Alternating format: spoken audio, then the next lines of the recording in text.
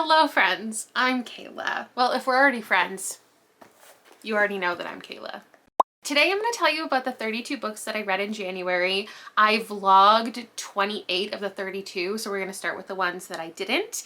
And also let's just pop up a quick little stats board. This is more for me and my records. I'm not going to talk any of this through until my quarterly wrap up. But in case you care about any of these things or want to know about any of these things, you can pause and look through some of the things that I typically share. And it'll just make it easier for me to compile all the data at the end of the year. So actually the first thing I need to do, oh my gosh, okay. I posted a picture as I normally do on Instagram the day before, a couple days before I film my wrap up, asking if you have any questions specifically about books, things that I didn't cover yet that you want me to talk about, or any fun questions just about the books in general. And I just remembered somebody asked, I already organized these into like ones that I haven't talked about, romance, weird one, or no, serious ones, weird ones, and there's fantasy in the back, but now I need to pull it all apart because somebody asked if I can remember the main character's name of all of the books. And I just thought that that would be a very interesting way to kick this off, so now I need to do that. I haven't peeked, but I have been staring at this stack for the last 24 hours, just trying to make my mind remember all of them.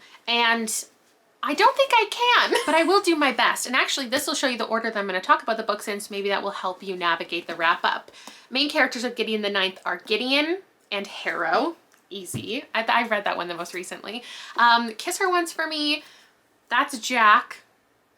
And that's, I know I said in the live show for this that every female romance has a character with a one-syllable name and a character with a name that either starts with a vowel, has a lot of vowels in it, has a bunch of L's in it, or starts with an L. So it's like Lillian or Eleanor or Abigail? Maybe something like that. Ellie Oliver. Jack and Ellie. I was close. This one, In It to Win It, is Madison or Morgan? Morgan and Drake. Morgan. Reasonable Adults is the one that I read the longest ago. And his name is like Jack or Ryan or Bob or something. And she looks like a Robin to me. Oh, that's the author's name. Oh no, her name is Kate. Oh my gosh, you know what? I knew that. I knew that because there is a character I'll talk about in a second in another book with the same name, and this really reminded me of that. And then the guy's name is not in the synopsis. I know her dog's name is Eric, but what is the man's name? You know what? This should tell you that he's not in it enough, and it's not a romance. We'll talk about it in a second. Matt. Okay, this one is Vanessa, obviously, and Sheriff, I want to say Michael. His name is also not in the synopsis. Michael. Then we've got The Dating Playbook. That's Taylor and Jamar. And then Stella and, I don't know, Ryan, Matt, Luca. Oh, I definitely don't remember the grandpa's name. I guess it's just Grandpa. And then his grandson is Noah, I think. Yes. Then we've got Eleanor and her kids, Benny and Bridget? Byron and Benny. Benny is the girl. That's awful. The push is Blythe. Sirens and Muses is Louisa, Karina, Preston, and Robert. Unlikely Animals is Emma and her dad, Clint? Clive. This one is, oh, I don't know his name. It was like Little Bird or Little Dog?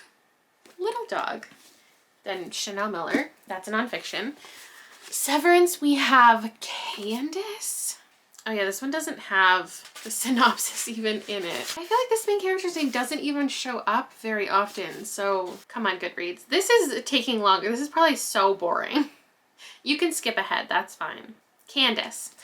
Foe is Hen and Junior.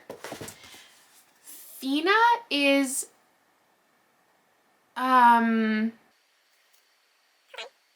Jules and Ava. Yes. Nothing to see here. Ooh, one of my favorites of the month. Madison and Lillian. Yeah. The Honeys is Mars. Mary is Mary. The Other Side of Night is Elliot, Ben, Harry. Those are the important ones. The Very Secret Society of Irregular Witches is Mika Moon. I remember her. And Legends and Lattes is Viv. And then Sword Heart is Hala and Syracuse? Sergio. Sarkis. Darn it. And then you know all of the Wayward Children. Reagan, Antoinette, Cora, Christopher, Cade, Jack and Jill, Eleanor. A lot of Ellie and Eleanors. Okay, that's good. Let's reset. All right, here's everything that I read in the month of January. The latest thing that I just finished is Gideon the Ninth by Tamsin Moore. This I pulled out of my members TBR jar. I was not planning on picking it up. The synopsis is confusing. And I'm not even gonna make you wait to tell you that it was 4 stars. And I think upon reread, it could be a 5, and I will be continuing in the series, and it's just not what I expected. So Gideon is our main character in here, but we also have an equally important main character named Harrow. And having known nothing about the book before picking it up or reading it, I saw the covers, I've seen these, and I thought that, like, we're dealing with necromancers in space, and I thought that Gideon was the main character in this one, and then probably Gideon dies, and then in the second book, Harrow, because Harrow is the title, and then the third book, Nona, is the title. I thought that, like, each of these characters was going to embody this job, whatever the job was, that happens throughout the books. So that was the only assumption that I had going into it. But here's what it's about. It's called the Locked Tomb series or trilogy, I don't really know. And the Locked Tomb is kind of like what Gideon is responsible for protecting. She's kind of acting as a bodyguard. And the reason it's the 9th is there are 9 houses, 9 planets. And Gideon's only only person her age is her enemy, and that is Harrow. And basically, if 2 people work together, one is like the bodyguard and one is the whatever else, when they work together, they have the opportunity to ascend to like immortality, and they have to complete this list of tasks. And so it's kind of this adventure but also mystery story. It is set in space, but it does not feel like it's set in space. And Gideon goes along with this plan because she wants to escape her current like job, responsibility, servanthood, imprisonment, and the planet itself. So she goes along with Harrow's plan. They hate each other, but like, do they? What I'll say about this is so many people told me that it was confusing getting into it. Like the world building, there is so much to learn. There's so much going on. It just drops you in the middle of everything. So I felt just like really proud of myself because for the first 100 pages, I wasn't confused at all. I feel like it introduced us to these characters and the dynamic really easily set up this thing that they were going to have to accomplish. And I was like, I got it. I'm good. Oh my God, I'm smart. And then the next 200 pages, I was kind of just there. Now I was having a fantastic time. This is hilarious. And I don't know that I can even explain in what way, just the snark Gideon has, the banter between these 2 women. It's a little vulgar, it's gritty, it's just tongue-in-cheek, very meme-centric. At times, Tamsin does a lot of like cultural references that are very fun to catch on to. But the plot itself, like, I didn't know what was happening. So I now understand. Once you get to the end, and I feel like further into the series, going back to this would be such a treat and you would actually understand what's going on. But just the amount of characters who were introduced and all of these houses and worlds and dynamics between everything going on, and then there's so much death and it's like, did this character matter at all if they were gonna die 2 pages later? I was a little lost, but then the last 100 pages, Just perfection, quality, amazing. Gave backstory to things, had some reveals that were fascinating. And I think what I find funny about it is that the third person omniscient perspective reminded me a lot of the Raven Boys, and how it almost feels like this narrator who's not a character, they almost feel like a character, like they're in on these jokes with the reader. So like Gideon will have a line of dialogue and it'll be like, Harrow, you're such an evil bitch, said Gideon.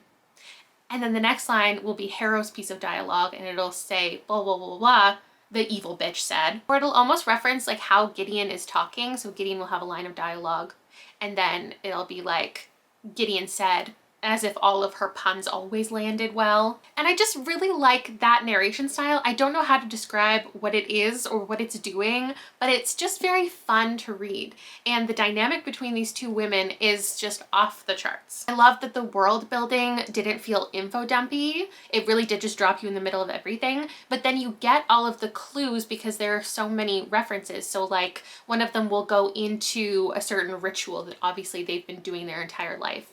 Or they'll start saying a prayer and you'll understand via the prayer like how the world works. And then it'll say like, she said the prayer that she's been saying since the day she was born. And you just get an understanding of everything that's going on without it feeling like you are learning too much. Organic world building, I guess is how I would describe it. I need to read more of the series. Don't know when I'm going to get around to it, but as always, pulling things from my TBR jar continues to go extremely well and I'm having a great time. Next up, at the beginning of the month, I read 3 what I perceived as seasonal romances. So we have Reasonable Adults by Robin Leffler, In It to Win It by Sharon C. Cooper, and Kiss Her Once for Me by Alison Cockram. This was actually members besties book club, so there's a live show if you're part of my channel membership. And just after my romance experiment video series last month, I thought this was the moment for me to really get into romance, but then I didn't love any of them. So maybe that was a mistake. The one that I kicked off, I think I started a few other books before finishing this one, but I think this was the first book that I officially finished in 2023. And it reminded me so much of my Not So Perfect Life, or my perfect, whatever it is, from Sophie Kinsella. In fact, we even have a character with the same name, Kate, where she has kind of a mess up at work or loses her job or whatever and goes to have this new opportunity at a resort. So in this one, it's like owned by her family, and this one is one she's never heard of before, but she thinks she'll make a lot of money there and just get to kind of isolate herself, but in a way that helps her find out what she really wants in life. And that's what happens. I gave it a 3-star. I thought the romance would be more of it. Like, they're both on the cover. They're having a snowball fight. Did they actually have a snowball fight in the book? I don't remember. I have blocked this from my memory. It was so boring. But I gave it a 3 because it didn't do anything that upset me. And I do think that a lot of people will enjoy the arc of her coming into herself, deciding what she wants out of life, if she should continue with her career or get into something else. Next up, I have In It to Win It by Sharon C. Cooper. Now, what I'll say about this is it was a 5-star until the last couple chapters, and then it really made me mad. But I don't think that my issue, one of my least favorite tropes, which I don't want to spoil, but a lot of people don't take issue with this thing, so I would still definitely recommend it because I thought it was wonderful. The relationship between these two people, especially if you like second chance romance. We have these 2 characters who 10 years ago were in a relationship and then it ended. One of them had a lot of responsibility. One of them didn't know how to have a relationship with that person, was a little bit flighty and kind of ran away. And now it's them deciding if they can trust each other again or if they can see themselves like fitting into each other's lives. But the gimmick of this one and why I picked it up is because they actually have to compete because they're going after the same real estate property. That's how they come back into contact with each other after so many years, is there's a person who owns this building and they both want it. And he's gonna make them participate in this Iron Man competition. It's ridiculous, but he like just wants it to go to somebody who really wants it, but he also wants to make it fun. And everybody wants it for good reason. So he's just like putting these people together. And I wanted the competition to be a little bit more of it, but they do like train together. It's a very sweet relationship. They're into each other right away. And then I just really don't like how it ended, which makes me have to give it a 4, but I do have a bad taste in my mouth with the ending. But I was having such a nice time. The steam level was good. I liked all the topics we were covering, like trust and the foster system and personal growth. So yeah, I also ended up giving this one a 4, and that also feels a little objective because there were some things in here that bothered me, but it's one of those cases where I have to remove myself and like accept that this is the romance that these two people wanted to have and I should be happy for them. But it also just wasn't the story that I was expecting. There was a lot more betrayal involved than I personally enjoy, because we have this woman who works at a coffee shop. She lost her job. She doesn't really know what she's doing in life. And there's this guy who owns the building, and he comes in one day and basically proposes marriage to her. Not in a romantic way, but in a way that they will both get what they want. He's gonna get an inheritance. He just needs to be married. And it turns out that she actually was involved with his sister back in the day. They had this whirlwind, like one-day romance, and now they can be together because this relationship between her and him is fake. And what I thought that meant was that he was going to be like the front for them getting to be together. So like they can secretly have their super amazing relationship, but on the outside, they have this fake relationship. But that's not what it was. Everybody thinks that she and this guy are together, including her. Like all of this is in the synopsis, and I would have known that if I had read the whole thing. I'm really glad I read it. It was a nice time. It was the perfect seasonal one. Like it had all of the holiday vibes. It had all of the winter activities. This family was so warm and welcoming. But the secrets and the betrayal involved is not my favorite, like third act conflict. So I wanted this to be a new all-time favorite, but it wasn't. Now moving into all the books that I've already told you about. So we have 3 more romance. I read all of these in the Reading Booktuber favorites. So Vanessa Jared Gets a Man by Laquette. This is about Vanessa Jared, who is divorced, and she gets involved with this guy because he is trying to get his sister out of an engagement between her ex-husband and his little sister, because he knows this guy is bad news, and he thinks that she can come and stop them from being together. But in the meantime, they completely fall for each other. It was an objectively sweet, soft romance between them. Reminded me a lot of the Chloe Brown book. So if you liked that, I would recommend this one as far as the steam level goes, as far as both the characters coming from backgrounds and wanting to share and be vulnerable for the first time with each other, and like the personal growth involved in that. It was a small town vibe. She is kind of stuck in his small town. She also has these friends who I hope get their own books, and I would continue to read in the series. I gave it a 3. It just didn't do a lot for me. Though again, no like issues that I can specifically call out.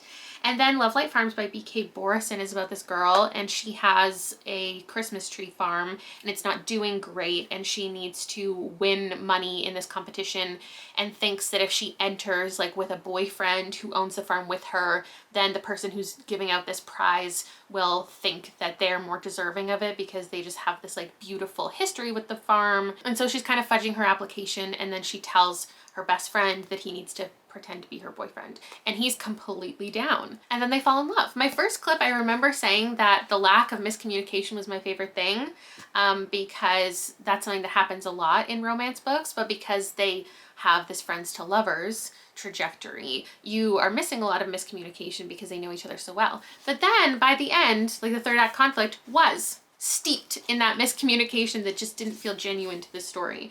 I gave this one a 3 as well. And then my favorite romance of the month was The Dating Playbook by Farrah Rashan, which is not surprising because I really enjoyed The Boyfriend Project, the first book in this trilogy. In each one, you're following a different woman who was involved with this man, and he wronged all of them. And now they're each going off and building their own individual respective relationships.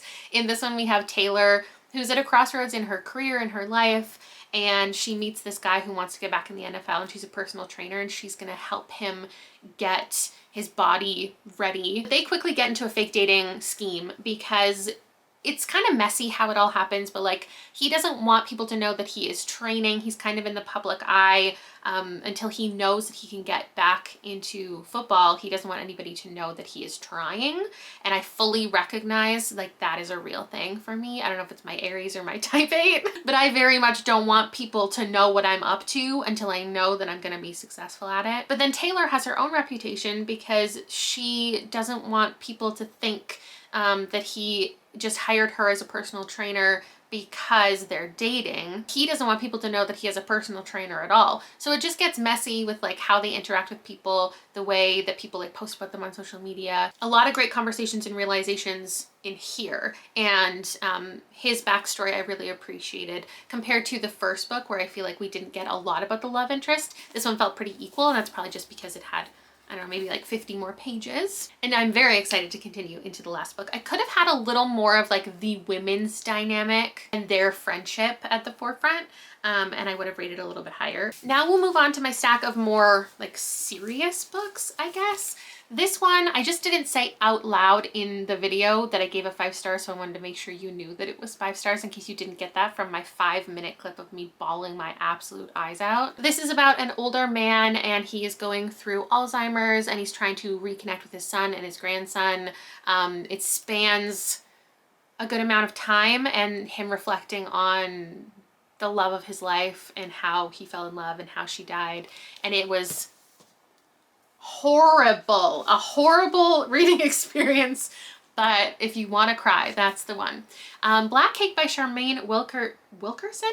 I might have said Wilkinson in my other video. This, I accidentally edited out the clip in the final cut of the vlog, but I gave this 5 stars. I said I gave it 4, and then there was a moment after I read a couple other books, I was going back to pull out some quotes, and I ended up rereading a good chunk of this and being like, I don't know if I appreciated the ending as much as I should have, because I was kind of waiting for more reveals than what we got. There was most definitely some realizations that were fantastic, but I was a little distracted by that and not fully appreciating what happened in the 3rd act. And I reread it and then I gave it 5 stars. Like, I can't deny how well done this is. So this story is about these twins, and the family is a little bit in pieces. They've had some issues in the past, and then their mother dies, and she leaves behind this voice recording just telling her kids about her life, certain secrets she wasn't willing to reveal, certain history that she has gone through. It's full of tragedy and vulnerability and making a new life for yourself and overcoming situations. It's very short chapters. It's probably like confusing to most people, including myself. I'm warning you that it might be confusing for the first like 80 pages, but once you understand why you're reading what you're reading, I think you can fully start to appreciate it. Highly recommend. Extremely well paced, especially for a debut. Then we've got Sirens and Muses by Antonia Ongres, and this is about art, mostly art students, this elite art college, and the characters and their relationship with art. We've got conversations and characters who are like naturally gifted versus ones who have to work really hard, how your perspective on creation changes and how you view other people in different situations than you. It's about comparison, it's about judgment. We have all of these characters and how they're just interacting at school and then after the fact. I thought the writing was incredible and I would read from this author again.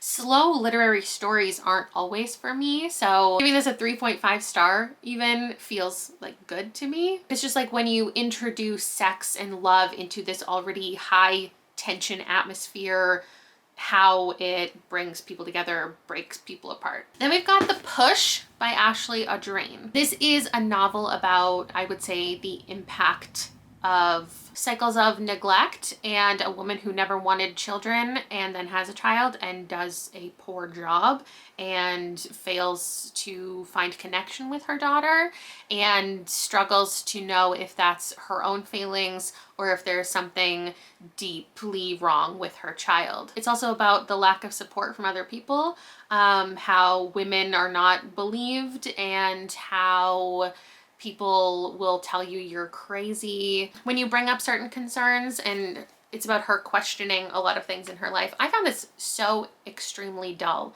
and I gave it 2 stars. I think It's popular, so like I can't say it should have been a novella, but I'm inclined to say it should have been a novella.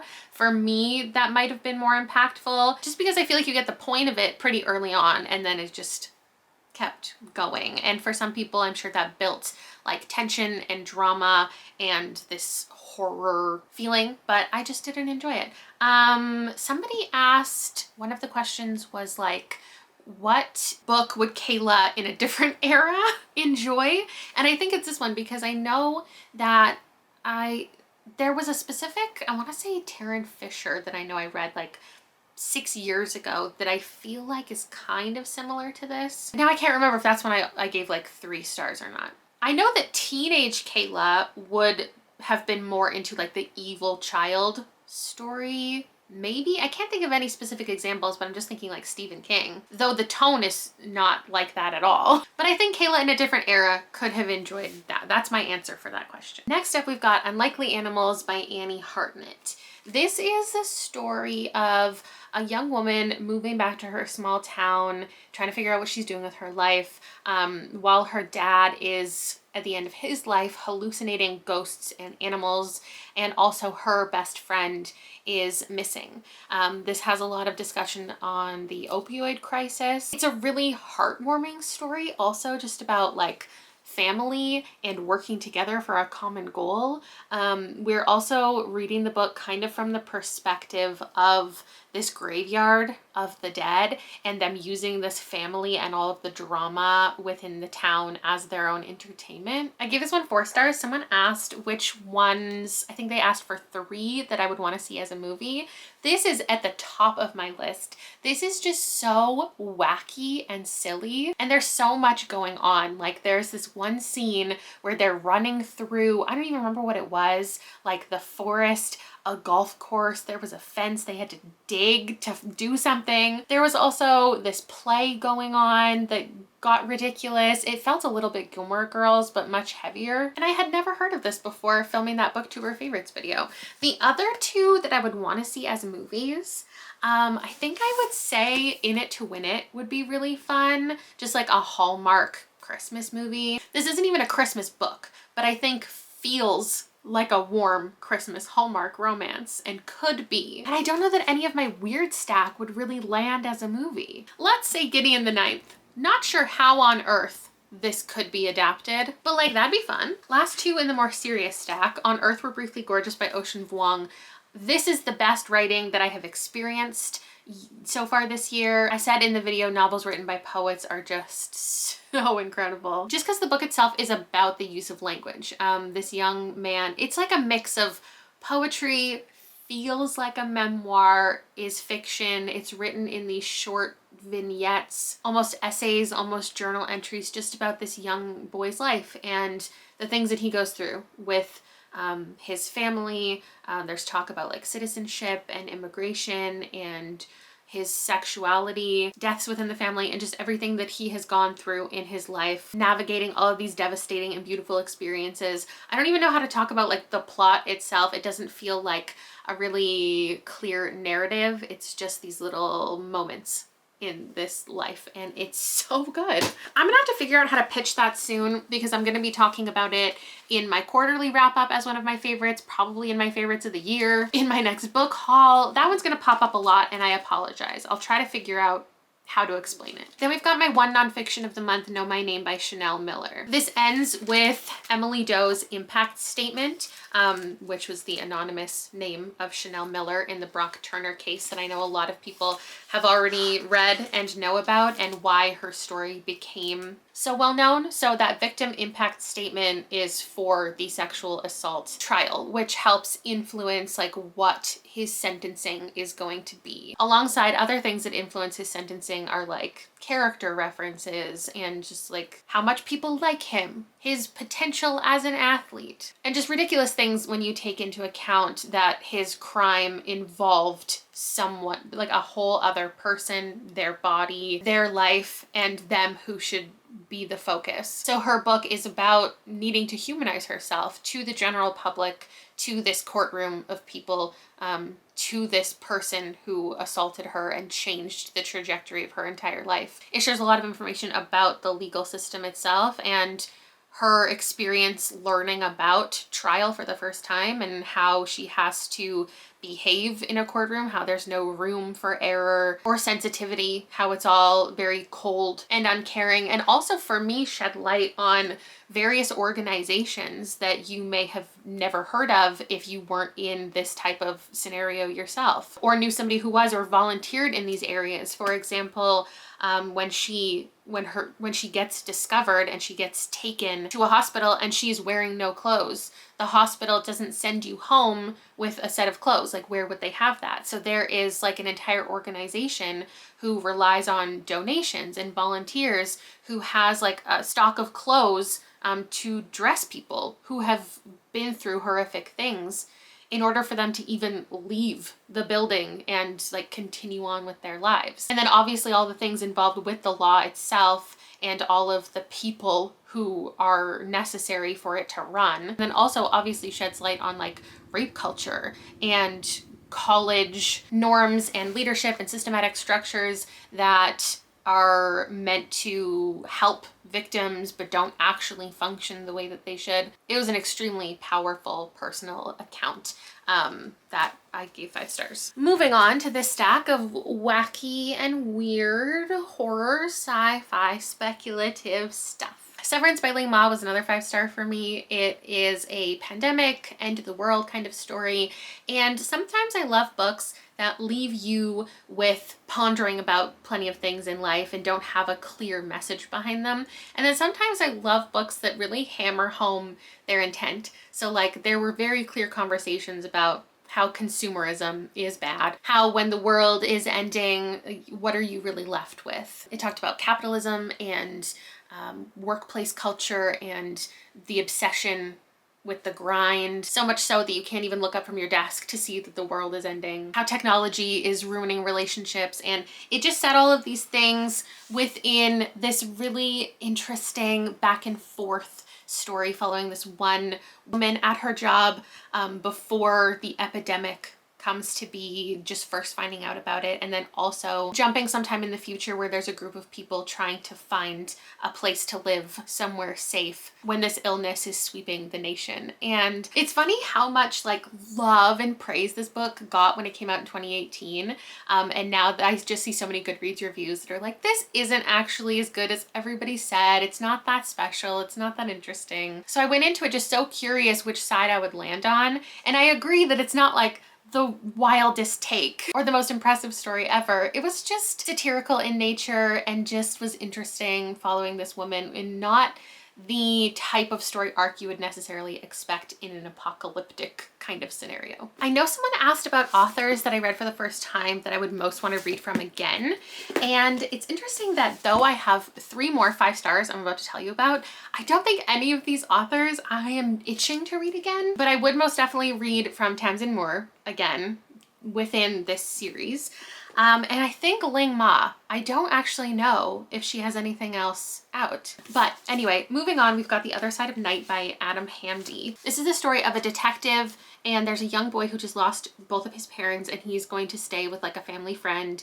And our main character, Harry, the detective, she has kind of a history with this guy, and she wants to look in on this boy to see if he is safe and comfortable and in a good environment with this guy. But also she's trying to figure out why both of his parents died.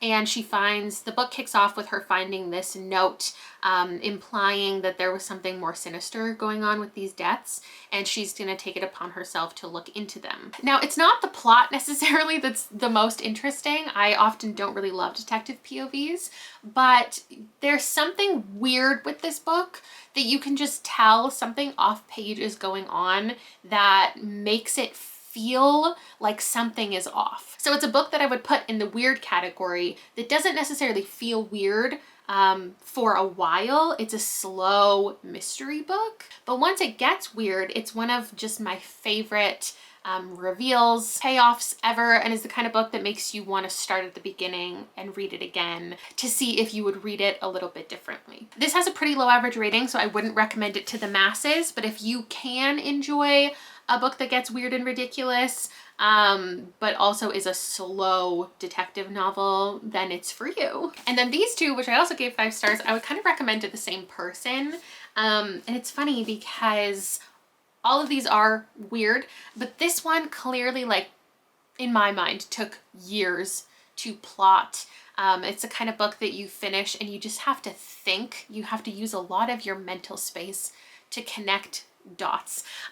These two, I feel like, were written each in one day. They don't have a lot of substance, but they're both just fun and a little stupid. So if you're into those types of books, highly recommend. Fina by Nino Capri is this story that takes place in an IKEA-like store, and we have 2 characters who used to be in a relationship. They recently broke up and now they have to come back together to go through this portal within the store and find a customer's missing grandmother. And through these portals, they end up in like wild other places, parallel universes, and just like showing up in the middle of the ocean and there's pirates there. Like, a lot is packed into this very short book. And then also we have conversations about gender and capitalism, and like maybe these portal worlds is where they should stay because it's safer, and why go back to this minimum wage job. Good and interesting and cool conversations, not a lot of depth. Nothing to see here is about these 2 women. They originally met in school. One of them did the other one a favor, and it really set them onto this strange path with their friendship and what they each expect out of it. So one of them is about to have her stepchildren come and live with her, and they catch on fire, and she can't deal with that. She's a busy girl. And so she just expects her friend to drop everything and come nanny these children and essentially be their mother and do everything for them and care for them and keep them calm so they don't catch on fire. So it's this like kind of wholesome found family situation where these children just learn to trust people again, and she finds a purpose in life. But also it's just like weird and ridiculous, the dynamics between these people. And it is one I would broadly recommend, but like, don't go into it thinking that your life is going to be changed. Like, I don't think it's going to impress you, plot, writing, or anything, but I just had a great time. Then we've got Foe by Ian Reid. This is another one that I guess I would answer in the enjoyment in a different era. If I had read this as my first Ian Reid, if I had read this as my first weird book, like, oh my gosh, a plot twist kind of book, I would give it 5 stars. I gave it a 4 because I saw the reveal coming from like 20 pages in, but it still ended up being such a good story, and I was worried that my enjoyment would be ruined if I was able to predict the twist. And it wasn't. I think it was still fascinating to follow. It reminded me of the vibes of The Cabin at the End of the World, where there's just these people peacefully existing. Somebody shows up at their door and their entire life is changed. So in this one we have this married couple, and this person shows up and they're like, hey, I'm taking one of you on a trip. You have been chosen. But the book is not like the trip. It's leading up to it. It's a slow story of preparing and taking various surveys and quizzes and evaluations, and has just a very slow building tension because you don't really understand what is going to come out of this and how you react when your life is about to be turned upside down. I can't really talk anymore about the plot. It was just interesting, and I would recommend it to people who, like I said, new, maybe your first Ian Reid, first weird fiction exploration. Check it out, I recommend. Then I read 2 horror books that I gave both like within the 3-star realm. Honeys by Ryan LaSala is about a character who goes to this elite academy kind of summer camp where their sister went and made a bunch of friends and then ultimately died, and Mars is going to find out like what really happened to his sister, if there was something sinister going on, if she was caught up in something, but then all the people at the school, well, some people hate Mars, some people want to bring them into the little crew of the Honeys, and it is 1 part mystery, 1 part fantasy horror. There's definitely this ominous vibe. There is bad things happening to characters. For a YA horror, it was perfectly spooky. Recommend the audiobook. And then Mary, I also recommend the audiobook. I only listened to a bit of it, but I wish I had done the whole thing because the atmosphere was great. And this is about a woman, it's by Nat Cassidy, who is encountering menopause, maybe. She is kind of hallucinating, hearing things, seeing things, very gory. This is the perfect mix of like social commentary and graphic hauntings and horror. I just think it got a little too long for me and kept hammering home kind of the same stuff. But as she's having all of these symptoms, she goes to doctors and they're just writing her off and saying, yeah, this is because of menopause. Maybe that's not even a normal part of menopause, but everything can just be blamed on menopause because you're a woman, you're at this age, we're not going to believe anything about you understanding your own body. So relatable. And I'm just going to tell you what's wrong without looking more into it. So she's encountering a lot of people like that. And then she also has the opportunity to go kind of care for a family member, and she's looking into certain things, maybe the reasonings for why she is having these thoughts. There is a journal involved in her writing these thoughts that aren't her own. Where are they coming from? I don't think this should have been a novella, but it could have lost 100 pages. And lastly, the fantasy stack, and then I'll answer a couple more questions that came in. These will be fast because I talked the most about them, and I'm actually not even gonna talk about these individually. Sword Heart by T. Kingfisher is about this girl named Hala who's in a bad circumstance. The family of her ex-husband, or her dead husband, is trying to keep her in the family as like a servant, and she unsheathes a sword and there is a man inside who is now in charge of protecting her, and they're gonna fall in love and go on a road trip for a long time. Legends and Lattes by Travis Baldry. I gave this 4 stars. I also gave 4 stars to Sword Heart. This one is about an orc named Viv who is opening a coffee shop and introducing coffee to this town for the first time, and it's very warm and inviting. I know people have been asking me if I would recommend this because I know it has such a high rating, like everybody loves it, but I also think that if you're expecting any plot, this isn't one of those warm and inviting stories that also has a plot and has a lot of great takeaways and messages. I don't think this really has a lot to say besides like community and love is important, and it really is 95% vibes. Then The Very Secret Society of Irregular Witches by Sangu Mandana does have more of a plot, but it also has the warm found family atmosphere. So she is a witch, and there's this school, well, there's this home of 3 young witches, and she is being tasked with being their kind of caretaker, but there's a bunch of other people who live there and are protecting these witches. But if too many witches get together in a small space, bad things can happen. And she's kind of responsible for them honing in their magic so nothing bad happens. But she also has to keep it a secret because there's like the world of witches who might get mad at her if she is creating a coven essentially without permission. So then we have the Wayward Children series. I reread the entire series in 3 days. This is the newest one, Lost in the Moment and Found, and it follows this girl that we met in one of these other books named Antoinette, and the world that she enters is one of kind of like a thrift store, and within the thrift store there is portal doors to many different of the portal worlds, which is really fun and different compared to the rest of the series. Obviously, if you've read any of the Wayward Children series, you know that often it's heartbreaking. It's about a loss of childhood innocence. This one I would say is in the top 2 or 3 of the most hard-hitting, and not on page, just the idea of what these children are going through and why they need portal worlds to escape to. I find Seanan McGuire like an author that I trust implicitly, who I know would never do anything like intentionally harmful, if you know what I mean. Just like respectfully covers so many topics that are obviously really hitting home for her and a lot of her readers. Made it to the end. Let's see if there's any other questions I can touch on. Is there a book in the stack you regret spending money on?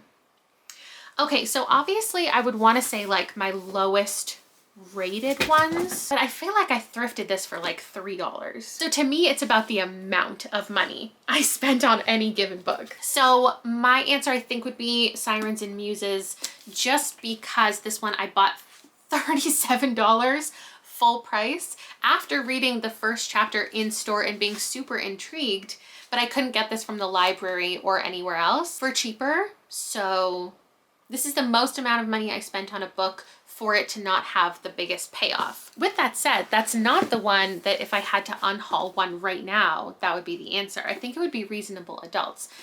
Somebody asked if I had to kill a bug with a book, it'd be this one because it's really thick, it's floppy, and it feels like a brick. And also I don't care about it enough. I don't think I'm going to keep this one on my shelves, and it was $23. That's it. Hopefully this will be my longest wrap up because it's a lot. It's a lot for my memory card, for my battery, for my cheeks that turn pink anytime I have to talk for more than like an hour. Anyway, thank you so much for watching. I really hope somebody gets something out of these wrap-ups because I would rather not film them. Just being honest, because I already talked about all of these, but I know these exist for a reason, and I hope that you learned about a book. Please tell me if you learned about a book that you want to read. Because I feel like in general, I had a pretty good reading month. I didn't have any ones. I only had 1, 2. Like, that's a huge success in my world. So I will see you soon with another video. Bye.